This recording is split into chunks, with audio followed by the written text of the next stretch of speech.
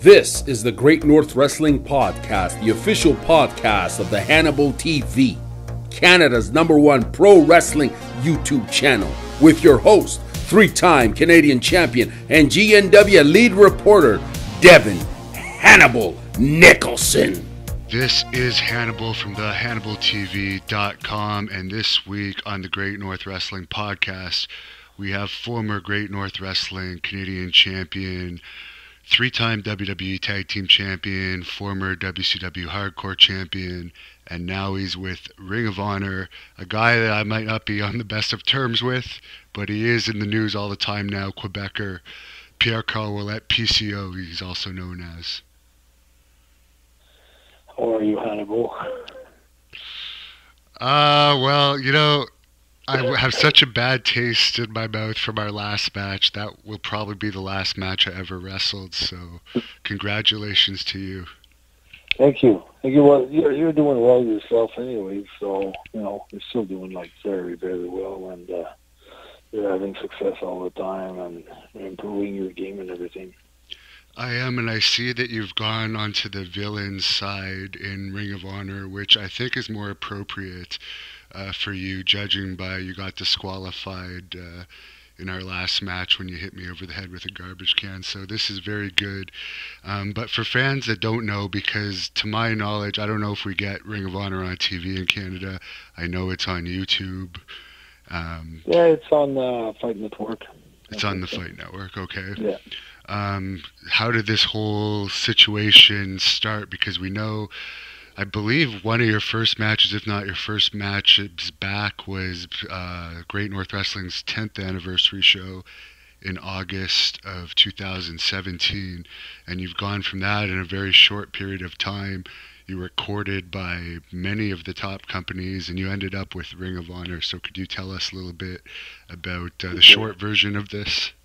Yeah, well, from other shows that I've done with Great North Wrestling and being a Canadian champion, heavyweight champion with Great North Wrestling, that kind of gave a lot of momentum to me. And eventually I got approached by a promotion in Indiana called Black Label Pro. And the promoter, Michael Blandin, who I'd seen a lot of tapes on HANNIBAL TV, a lot of matches and things like that, wanted to bring me in for his promotion, and he asked me if I would do January 13th or April 21st. And I knew I wanted to be around Wrestlemania, be part of Wrestlemania or around the Wrestlemania festivities for April, so I decided to go there January 13th, and it was a big snowstorm in Montreal, and barely made the show. I got there 30 minutes before the bell rings, and had the match against Ethan Page, and match got really over with the boys, with the crowd, with everybody, and Joey Janela was watching the match. And after the night was over, we were riding back to the rooms, and we went to get a bite to eat, and he was asking me if I wanted to be part of the Joey Janela Spring Break 2, which I didn't really know how big it was going to be and how big it was the previous year. So I got signed up for a match against Walter, and that match against Walter was the Friday night prior to WrestleMania in New Orleans. And he's in WWE now, apparently. Yeah, I just signed with NXT England, UK. And that match was loaded, this match of the whole weekend, WrestleMania included. Well, I don't know, a lot of the press, a lot of fans, and it was a big buzz around that match. And then from there, everything took off. My schedule became fully booked 4 days a week from the WrestleMania all the way to December 1st, 2018. So I was really, really busy. It was all the biggest show in the United States. I did the Joey Janela loss in New York, which was one of the biggest shows of the year. 2018 was against Matthew Riddle, another guy who got signed by WWE. And also, I'd like tremendous opponent throughout the whole years from Texas to Denver, Colorado to Portland, Oregon, and Portland, Maine, and New York, Chicago, Philly. I've been all over the promotions, all over the United States. And towards the end, like the last 2 weeks of November, I was touring with WXW in Germany. And I main evented a big match for the title against Ilja Dragunov. And then the phone was starting to ring.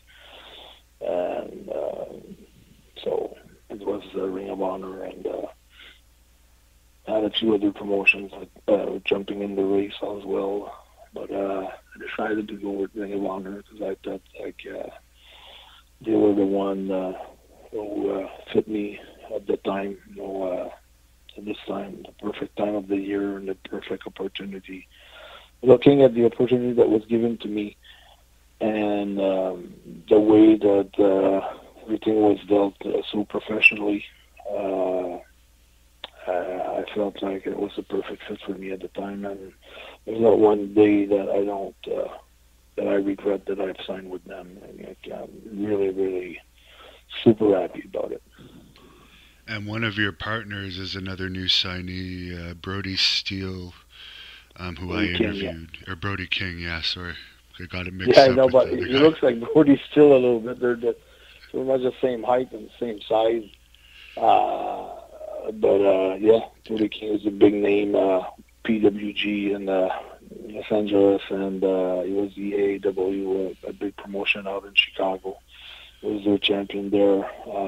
It was like under the radar of many companies as well, and he got signed up, and also a lot of guys are signing with Ring of Honor because they also like the fact that they're working hands in hands with New Japan Pro Wrestling. So it's pretty strong in the wrestling culture right now, New Japan Pro Wrestling. So a lot of the guys like their style and joining ROH because also the alliance with New Japan Pro Wrestling, and also because Ring of Honor is like working his way as the top company eventually. I think there's so much talent there. It's incredible. And of course, they've already sold out Madison Square Garden for the big WrestleMania weekend show there this year.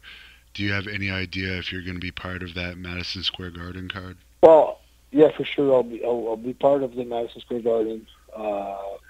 We'll have a pretty big match. I just don't know yet the full details about it, but I've been confirmed for the Garden, and it was going to be a good spot on the card as well. So this is pretty cool. Going back to one of my favorite venues to wrestle. Madison Square Garden always has been one of my favorite venues. Just going back there, in New York, and one of the main wrestling city in the world. It's pretty big, it's pretty huge. Now, when you were trying, probably at your lowest point, I guess one of your lowest points was around the time I knew you in England, when you were kind of obsessed with making it back to WWE. But would you have imagined at that time that you've made your way back to the big time, but through this route, and you're actually going to be in Madison Square Garden, but for a totally different company? Yeah, no, not in my imagination. I always had the dream was always there. I always knew I was going to accomplish something, but I could never imagine I was going to be a different route than the one that I imagined. and I'm so happy in a way. The way it's going right now. I mean, I'm feeling that the tide is turning for myself, but tide is turning also for the whole wrestling industry. I mean, it's everywhere. Like, they're selling out places like GCW, PWG, Ring of Honor. I mean, everywhere we go, it's crazy, intense atmosphere, and it just sold out in less than 20 minutes. 20,000 seats, and it's a good time to be one of the boys. I mean, it creates more jobs for the wrestlers, more opportunities. Every company has to be more creative and try to, get everyone's attention. I think, and at the end of everything, the fans are the big winners because they're having a better product, and guys busting, they're asked to be the best that they can be, and for each promotion. So I think it's a great, some sort of back to a new golden era, I guess, of wrestling right now. How many shows is ROH running a month on average? It's about between 8 and 10 shows a month. There's all their events are pay-per-views. They're on, if you're a member, if you get a membership card of the Honor Club, you have access to all the pay-per-view. And I believe, a lot of the seats that were sold at the Madison Square Gardens were a lot of their Honor membership, Honor Club memberships. That as soon as they found out that MSG was going to be a venue, a lot of them bought their tickets right away. So the other half kind of sold out pretty quickly after that. So it's a big, solid base. A big solid fan base that Ring of Honor they've got, and you got Sinclair Broadcasting, which is about 217 TV stations in different markets also. So they have a solid base, and I think 2019, I think they might make extra steps, to be more present everywhere. So it's going to be something to watch. What do they see this AWE as? Do they see it as a good thing, or do they see it as, oh God, now we have another competitor to deal with? It seems like when I was there, when the transition was happening, it seems like everybody got along good, and it was it seems the way that they did the good business together, and they left on good terms, and they were really business about everything on both sides. And from what I've been living since I'm there, they're a really good company who treats their people really good, and it's a great spirit to be around those people, creative, lawyers,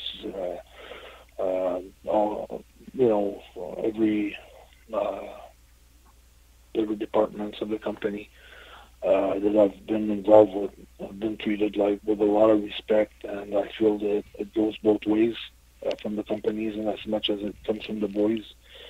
And I think, it's just good business, fair business. I don't think nobody's got a sour taste in their mouth. I think Ring of Honor understands the fact that these guys are given an opportunity with a lot of money to, to live their dream and to do what they had envisioned to do and what they wanted to do, and it's the chance of a lifetime for them. And I think they understand that, but they also they know what they've got as far as St. Clair Broadcasting TV stations and the power of the TV group. And I think they're pretty smart about everything. They don't over expense on everything. They're not burning money for just burning money and trying to, burn out on making extra steps. And I think they're really smart about what they're doing.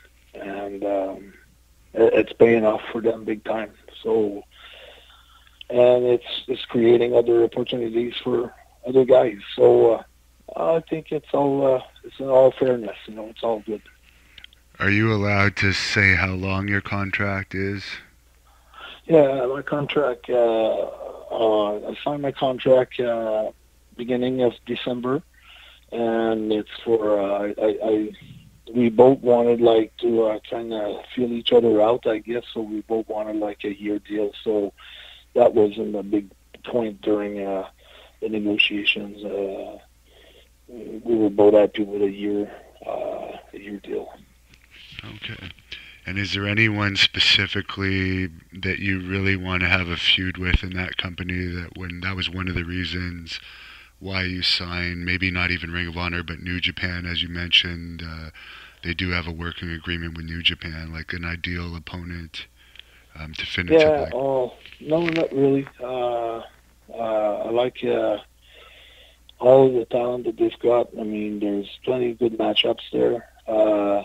But no, I won't be picky about that, or I don't want to be choosing someone. I think whatever they're going to offer me, I think it's going to be good for myself. So I'm pretty confident with everybody, and I'm pretty a lot of the talent there that I think it's great talent.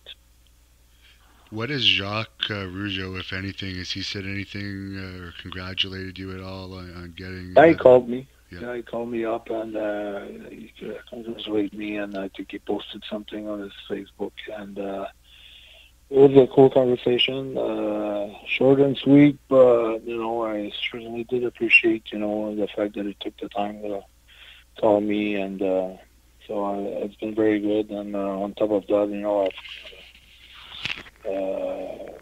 I've had a lot of other people from the business reaching out to me and congratulating me. And just a couple more questions here. We just interviewed Marty Jannetty, and it was one of the funnier interviews I ever did. And he actually did the impression of how he used to say Jacques that you told me about. But do you want me to tell you? I'll know by heart what he said. Sure. And Jacques didn't like that. He never liked it. That if you wanted to get on his nerves, you just had to make that noise. He hated it. Was Marty always a wild guy, even back in those days? Was he... he seems pretty crazy in this shoot interview. I don't know if you've seen any of the clips. You're very busy, but is that what he's like? Yeah, I mean, from what I've seen from him, we've worked him so many times, him and the 1-2-3 Kid, and he was pretty laid back at the time. Maybe on his night out, he was crazy a little bit, but I haven't seen, the only thing Marty was when he was talking to Jacques and he was making that impression and saying his name like that, and Jacques was telling him, Marty, don't do that, I don't like it, and Marty would stop after a few times. And it was all good, so I didn't get to see him all that crazy. I heard a lot of stories about him, but the time that we were working against each other, he was pretty laid back, pretty cool. And finally, of course, tomorrow night, the Great North Wrestling fans know, or I guess tonight, because we're past midnight now, I'm having a kickboxing match against a 6'6", almost 300-pound guy. He's been a former world grappling champion, and also he's been to the Abu Dhabis. He's been training in kickboxing for 2 years, but you've been in your share of both street fights and you've done grappling, but this is strictly kickboxing. Do you have any advice for me going into a match with someone that's got about 3 or 4 inches height on me, or 3 inches height, and a 30-pound weight advantage. I haven't seen him, but I think I'm pretty confident in yourself that I know from having kickboxed with you a little bit, on different matchups. I think you got a good target, and you know where to hit, and you know where to strike, and I think if you just play your game smart and listen to your coach, and I think everything's gonna go well for yourself. There's no doubt that you can win this, and you always fight from under. You never give up. You're an international trained athlete. From the Canadian wrestling amateur wrestling team to now we're doing kickboxing. You train also sometimes with Devin Larratt. So I think, your all-around skills and the way you train like an animal, like a crazy guy. Not crazy, meaning not that you're crazy, but it can look like that, but you train crazy. You don't have a night off in the gym or a day off in the gym. So I think just, follow your instincts, and I got a pretty good feeling that you're going to win this. All right, thanks for that advice. And speaking of training crazy, people that want to follow PCO on Twitter, he posts all these crazy training videos of him and this creator, mentor, Z Bistro. There you go. I mean, you talked about it on Steve Austin's podcast. I suggest people listen to both parts of that too. But do you want to just tell the listeners here where they can follow you on Twitter and some of these crazy videos you post? Yeah, on Twitter at PCO is Not Human. This is my main social media platform. This is where everything is happening. Every Monday night, you got an episode of Monday Night PCO and Destro, and they're really sick videos and vignettes, and a lot of people are tuning into it. Like sometimes you can reach about 120,000 people through the feed on Twitter, or 150,000 people on a video. So it's pretty popular. It's pretty all over the place, pretty viral. So just follow me at PCO's Not Human on Twitter, and from there you're gonna have access to all my other social media platforms. And just so you know, I'm not interested in training with you anymore, or being workout partners with you in the future. I've been through a few injuries. I've been through a few injuries, but I'm not human, so it doesn't count. But no, it's been a pretty crazy ride. All right, well, we both have big days tomorrow, so you want to close this off with anything to the fans? Well, I just want to thank you first of all for having the opportunity to be on this interview, on this podcast, on this channel. And I also want to wish you all the best in your fight tomorrow. I think knowing you, I think you always got a high percentage of winning. And invite all the fans, the wrestling fans, to follow Great North Wrestling and Ring of Honor Wrestling on the Fight Networks all across Canada and throughout the States on different channels, with Sinclair Broadcasting. So Villain Enterprises, PCO, Marty Scurll from England, and Brody King from Los Angeles, USA. We're the biggest faction right now in pro wrestling, so tune in to Ring of Honor and you can have a chance to check us out. So thank you very much, and see you, everybody. Thank you for listening to the Great North Wrestling Podcast. Subscribe to this podcast on iTunes and subscribe to the Hannibal TV on YouTube for all the latest GNW news and videos. Follow at Devin Hannibal on Twitter and check out our website at thehannibaltv.com.